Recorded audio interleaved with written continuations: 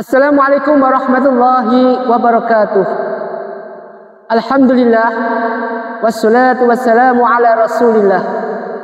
La hawla wa la quwata illa billah. A'udzu billahi minasyaitonir rajim. Bismillahirrahmanirrahim. Asyhadu an la ilaha illallah wa asyhadu anna Muhammadar Rasulullah. Allahumma shalli wa sallim ala sayyidina Muhammad wa ala ali sayyidina Muhammad. Bismillahirrahmanirrahim. Tabbat yada abi lahabin wa tab, ma aghna anhu maluhu wa ma kasab. Sayasla naran dzata lahabin wa imra'atu hammalatal hatab fi jidhiha hablum min masad. Sadaqallahu adzim, sadaqallahu ala Rasulillah sallallahu alaihi wasallam. Pertama, mari kita senantiasa panjatkan rasa puji syukur kita pada Allah Subhanahu wa taala, senantiasa atas rahmat hidayah yang diberikan kepada kita dengan nikmat-nikmat yang ada yang kita rasakan selama ini.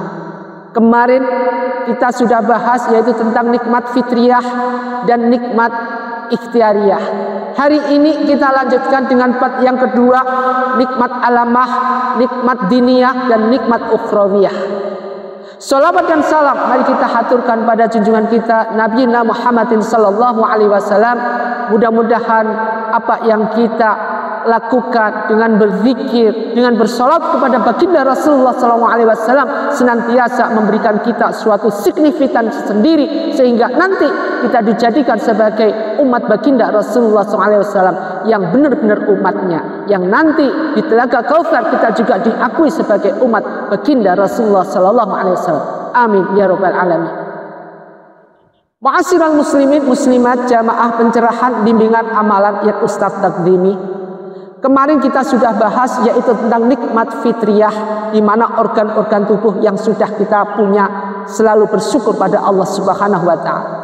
Kemudian nikmat ikhtiariyah, di mana kita mencari harta, apa yang kita punya, apa yang kita rasakan, dan apa yang kita nikmati harus tetap bersyukur pada Allah Subhanahu wa taala. Sekarang yang ketiga yaitu nikmat alamah. Nikmat alamah adalah suatu nikmat di mana nikmat yang Allah berikan berdasarkan alam.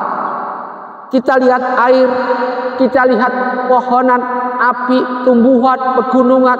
Semua ini adalah nikmat alamah, di mana nikmat yang Allah berikan kepada hambanya, di mana hambanya itu bisa mensyukuri atas hijaunya. Subhanallah, dengan menikmati pemandangan yang ada, dengan menikmati air-air yang ada, Masya Allah.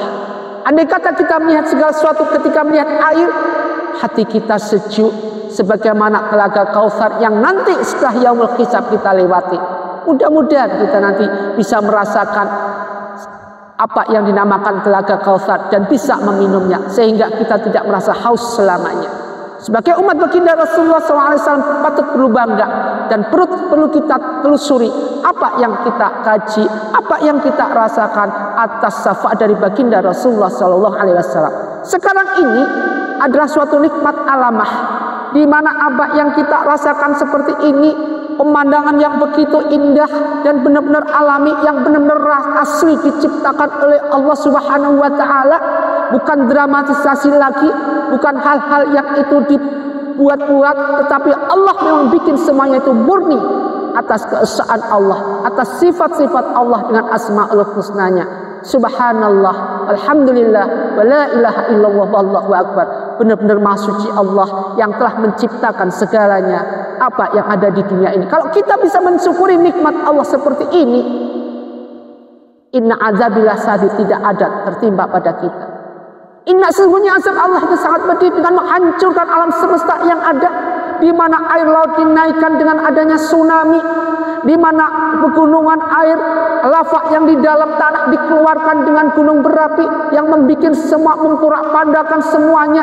Apa yang ada itu gak peduli orang beriman, gak beriman, dihancurkan semuanya oleh Allah Subhanahu wa taala. Jika inna adzabillah syadid, jika ini manusia kufur di hadapan Allah, gak bisa mensyukuri nikmat Allah dengan nikmat alam.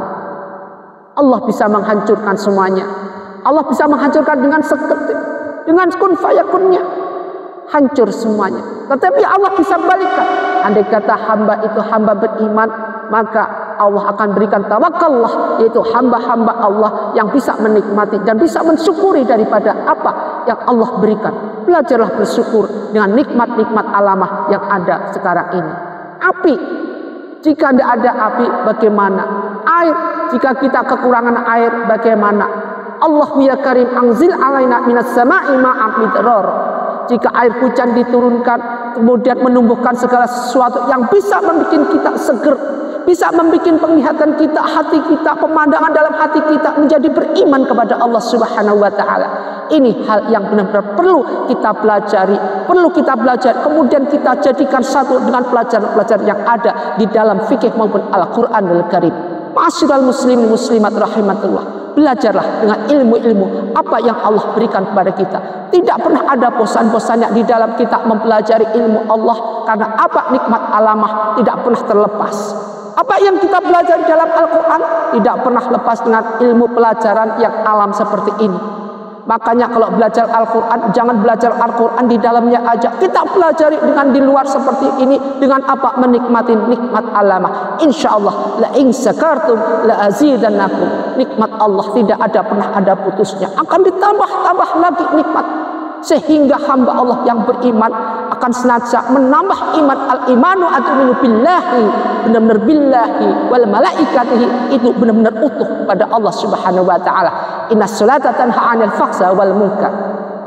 Yang keempat sekarang, setelah nikmat alamah dengan adanya seperti ini, kita lihat di belakang orang lagi menikmati dengan perahunya yang begitu mungil di atas air, dia bisa mengambang. Semua itu ciptakan oleh Allah untuk hambanya.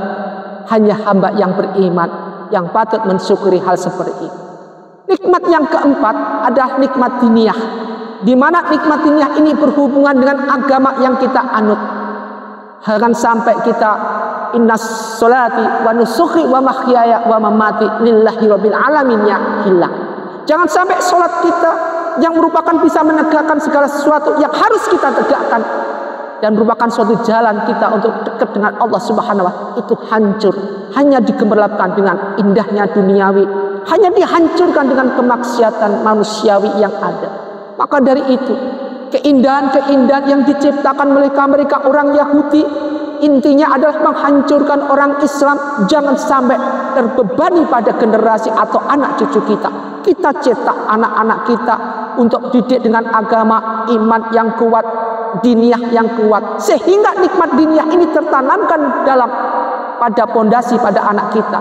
Al-imanu atu'minu billahi wal malaikatihi wa kutubihi wa rasulihi wal yaumil akhir wa qadri khairi wa syahri. Ini benar-benar tercipta, tercerminkan untuk anak-anak kita. Jangan dibiarkan anak-anak kita lalai dalam sholatnya. Apapun yang terjadi, innas sholati adalah sholat yang paling utama. Nanti yaumul hisab, dihisab nantinya. Tidak ada amalan-amalan yang lain kecuali ditanya oleh Allah Subhanahu wa taala. Ada innas sholat, sholat kamu, mana sholat kamu, bagaimana sholat kamu, bagaimana kamu menghilangkan sholat, bagaimana kamu melupakan sholat. Ini yang ditanya. Andai kata amalan sholat bagus, maka amalan yang lainnya ngikut ngekor bagus, husnul amal masuk. Tetapi sebaliknya, andai kata kita melalaikan sholat, maka semua apa yang kita lakukan sia-sia belaka. Amalan yang lainnya ngikut ekor jelek. Kehidupan duniawi adalah kehidupan fata morgana, sementara semua sifatnya. Nikmat diniyah adalah nikmat yang berhubungan dengan ukhrawi, dengan nikmat diniyah yang kita ciptakan di dunia sebagai uang bekal kita untuk nanti masuk dengan nikmat ukhrawi. Jangan sampai tersia-siakan. Nikmat diniyah adalah merupakan suatu bekal dasarnya kita untuk menggali segala husnul amal yang kita ciptakan yang ada di dunia ini. Jangan sampai kita terbebani dengan kemaksiatan yang ada, dengan suatu hal modernisasi yang menghimpun dan menghimpit kita ke dalam jenjang lupa pada Allah Subhanahu wa taala. Apalagi sampai lupa pada panutan kita baginda Rasulullah SAW. Kita cintai majelis, kita cintai dengan tausiah yang ada, yang mereka para kiai, para ulama, para ustadz mereka ciptakan untuk mereka buburkan ke dalam hati-hati mereka yang membutuhkan. Siapa yang membutuhkan? Hamba-hamba Allah yang gila dengan cinta makrifat pada Allah. Ini yang paling penting. Yang paling penting kita gali, paling penting untuk kita kaji adalah ilmu Allah, ma'rifatullah. Yang kelima, yaitu nikmat. Apa yang dinamakan nikmat ini adalah nikmat yang bisa menyempurnakan ataupun hasil daripada nikmat yang pertama, nikmat fitriyah, kemudian didomisili dengan nikmat yang kedua yaitu nikmat ikhtiariyah duniawi, kemudian setelah itu dilanjut dengan kenikmatan yang Allah ciptakan dengan nikmat alamah, kemudian Allah berikan dengan pedoman-pedoman yang disebut dengan nikmat diniyah. Sekarang hasilnya kematian. Allah idza balaqatit taraq wa killaman raq wa dhanna annahu firaq. Kematian yang ada ketika nyawa dicabut, kemudian muncul kita masuk ke alam barzah. La ilaha illallah, la ilaha illallah, la ilaha illallah, Muhammadur Rasulullah. Jenazah dipocongin kita, dikafani kita, dibawa kita, kemudian kita dibawa masuk, ditaruh kita, kebumikan ke dalam suatu lingkungan yang kecil. Apabila amal kita jelek, apabila amal kita bagus, ditaruh suatu kemudian dirubah lingkungan kecil itu menjadi kubur atau alam barzah yang besar. Masuk pintu ke dalam pintu yang dinamakan alam barzah. Apakah kita sudah siap masuk ke situ? Disitulah nikmat yang akhir yang dinamakan nikmat ukhrawiyah, di mana nikmat ini adalah mereka hamba Allah yang beriman mendapatkan nikmat dari Allah atas rahmat yang 99 belum diberikan pada hambanya. Disinilah hambanya nanti menerima satu rahmat diberikan waktu di dunia dan 99 rahmat diberikan kepada hambanya yang beriman setelah masuk ke alam barzah. Setelah alam barzah kita masuk dengan alam yang dinamakan alam kehancuran yaitu kiamat. Kemudian setelah kiamat alam beberapa alam masih banyak kita alami dengan padang mahsyar, yaumul hisab, mizan dan seterusnya sampai nanti itu endingnya adalah surga atau neraka. Disinilah manusia dibentuk dengan berbagai kriteria dan karakter sehingga menjadi suatu hal manusia itu apa manusia yang husnul khotimah atau su'ul khotimah. Kenapa su'ul khotimah? Kenapa husnul khotimah? Semua itu adalah merupakan husnul amal atau su'ul amal yang telah diperbuat ketika dia hidup di dunia. Makanya dunia fata morgana. Kita hidup di dunia, dari kita lahir ceplok, bayi menangis karena nyesel hidup di dunia. Gak ada bayi yang lahir kemudian ketawa, mungkin kita lari. Bayi lahir, kita pasti akan lari. Pasti akan lari. Ini bayi ajaib gara-gara mungkin ini gak jelas, gak cocok atau apapun. Gak jelas. Bayi lahir pasti nangis. Kenapa nangis? Karena mereka nyesel hidup di dunia.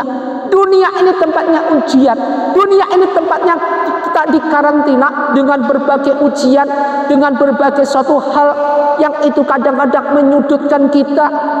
Kadang-kadang itu banyak sekali adalah menyusahkan kita. Makanya disebutkan dalam Al-Quran, Bismillahirrahmanirrahim, wal asri innal insana lafi khusrin.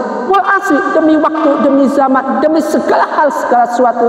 Manusia itu innal insana lafi khusrin. Manusia itu hidup di dunia ini dalam keadaan yang rugi. Merugilah kita hidup di dunia.